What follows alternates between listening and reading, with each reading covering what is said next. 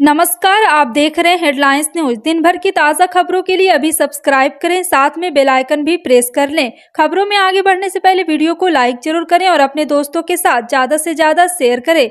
और आप किस राज्य शहर से न्यूज को देख रहे हैं कमेंट में जरूर लिखें। बता दें, प्रधानमंत्री नरेंद्र मोदी रविवार को मैसूरू जिले के चरमराजनगर लोकसभा के मंजूट मंदिर में भगवान श्री कांतेश्वर की पूजा अर्चना के साथ ही कर्नाटक में अपने चुनावी अभियान का समापन करेंगे। चुनाव घोषणा के बाद 24 अप्रैल से 7 मई तक प्रधानमंत्री मोदी ने 3 रात कर्नाटक में बिताए। चुनावी राज्य कर्नाटक में विगत 2 हफ्तों में प्रधानमंत्री ने 16 जनसभाओं को संबोधित किया और 6 रोड शो किए। इस बीच पीएम के सभा और रोड शो ने कर्नाटक चुनाव में फिजा बदल डाली है।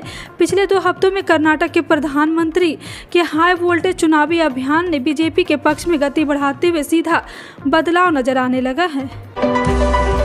कर्नाटक में आगामी 10 मई को मतदान होगा। इसके लिए सभी पार्टियां अपने प्रचार प्रसार में जुट गई। उधर महाराष्ट्र की कांग्रेस बीजेपी के स्टार प्रचारक भी कर्नाटक में डेरा डाले हुए हैं। इस दौरान मुख्यमंत्री एकनाथ शिंदे में बीजेपी के प्रचार के लिए कर्नाटक पहुंचे। इस बीच ठाकरे गुट के विधायक आदित्य ठाकरे ने मुख्यमंत्री के कर्नाटक दौरे पर टिप्पणी की है।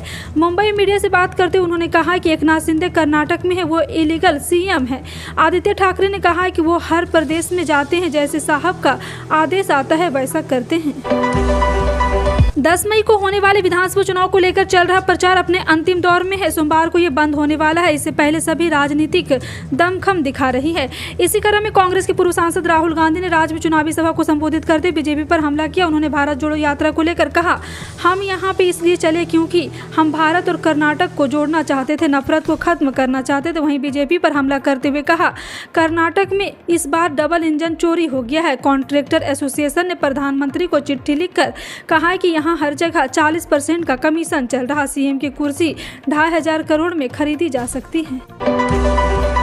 जम्मू कश्मीर में जब से अनुच्छेद 370 को सरकार ने निरस्त किया है, दावा किया गया है कि वहां पूरी शांति है। हालांकि आए दिन वहां मुठभेड़ होते रहती है। हाल ही में आतंकवादियों के खिलाफ चलाए जा रहे अभियान के तहत शनिवार यानी 6 मई को हुई एक मुठभेड़ में सुरक्षा बलों ने लश्कर के आतंकी को मार गिराया था। वहीं बारमूला के वानीगम इन इलाके में शुक्रवार यानी 5 मई को भी मुठभेड़ हुई थी। तब लश्कर के 2 आतंकवादी मारे गए थे। 5 मई को ही राजौरी के खेसारी क्षेत्र में आतंकियों और सुरक्षा बलों के बीच मुठभेड़ हुई, जिसमें 5 सैनिकों की जान चली गई। रविवार यानी 7 मई को जम्मू कश्मीर के पुलवामा में पुलिस की बड़ी कामयाबी हाथ लगी है। मणिपुर के इम्फाल और चुरचांदपुर में रविवार को कुछ घंटों के लिए कर्फ्यू हटा लिया गया और लोगों को दवा, भोजन जैसी जरूरी चीजें खरीदने के लिए अपने घरों से बाहर निकलते देखा गया। सीआरपीसी की धारा 144 के तहत लगाए गए कर्फ्यू में शनिवार को भी दोपहर 3 बजे से शाम 5 बजे तक 2 घंटे की ढील दी गई। आपको बता दें, आदिवासी और बहुसंख्यक मेझती समुदाय के सदस्यों के बीच की हिंसक झड़पों के कारण 3 मई को कर्फ्यू लगा दिया गया था। दिल्ली में आबकारी घोटाले को लेकर सियासत तेज है। आबकारी घोटाले के आरोप में मनीष सिसोदिया का उप मुख्यमंत्री का पद चला गया और 26 मार्च से वो जेल में है। अब इसीलिए इस सिलसिले में आम आदमी पार्टी ने इस घोटाले की सच्चाई से पर्दा उठाने का दावा किया है। आप नेता ने कैबिनेट मंत्री आतिशी ने शराब घोटाले को लेकर एक प्रेस कॉन्फ्रेंस कर कहा है कि 6 महीने में ईडी और सीबीआई शराब घोटाले की जाँच करे। पहला आरोप है कि शराब कारोबारियों से 100 करोड़ लिए गए, उसे आम आदमी पार्टी ने गोवा में खर्च किए। इस मामले में आरोपी राजेश जोशी और गौतम मल्होत्रा को रावत एवेन्यू कोर्ट ने शनिवार को जमानत दे दी और 85 पेश का ऑर्डर दिया है।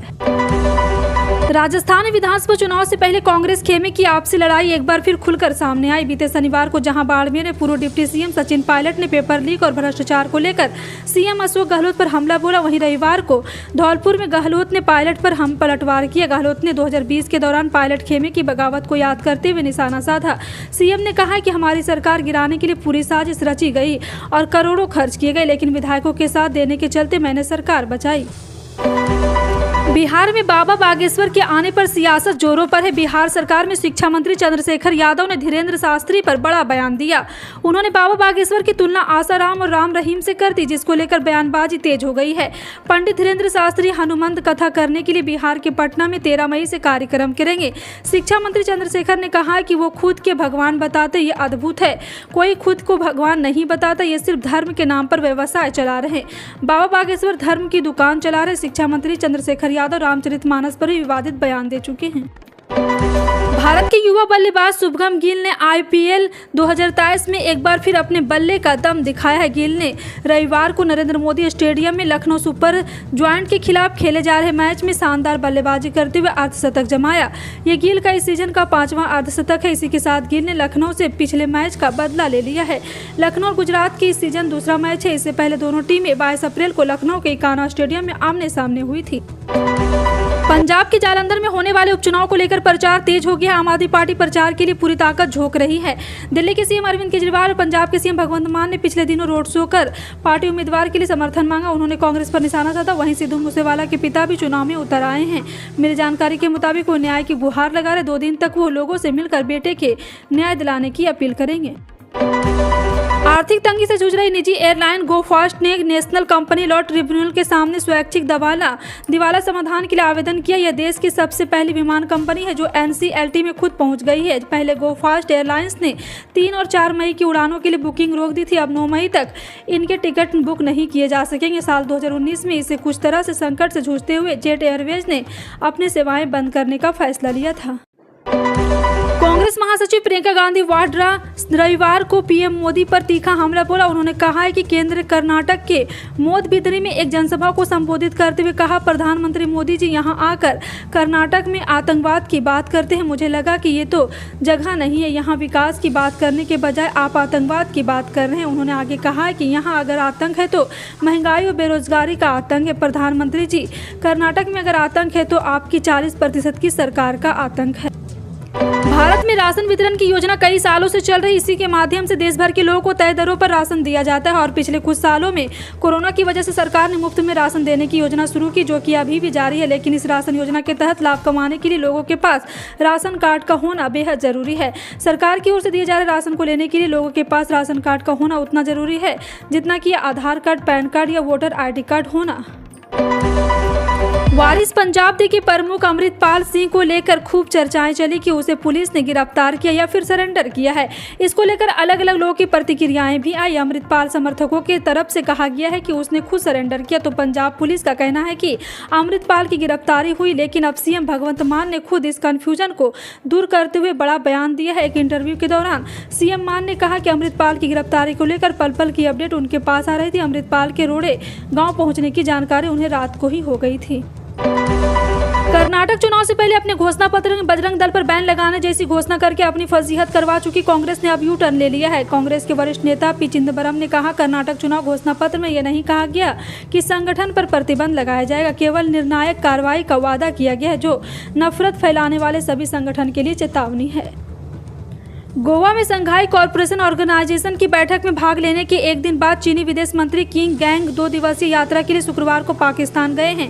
वहां कश्मीर में विवाद के समाधान की मांग में इस्लामाबाद में शामिल होने के लिए पहुंचे। चीन और पाकिस्तान ने एक संयुक्त बयान में लंबे समय से चले आ रहे विवाद को उठाया और अपनी स्थिति को दोहराया कि कश्मीर मुद्दे को संयुक्त राष्ट्र चार्टर प्रशासनिक सुरक्षा परिषद के प्रस्ताव को द्विपक्षीय समझौते के अनुसार ठीक से शांति से हल किया जाना चाहिए।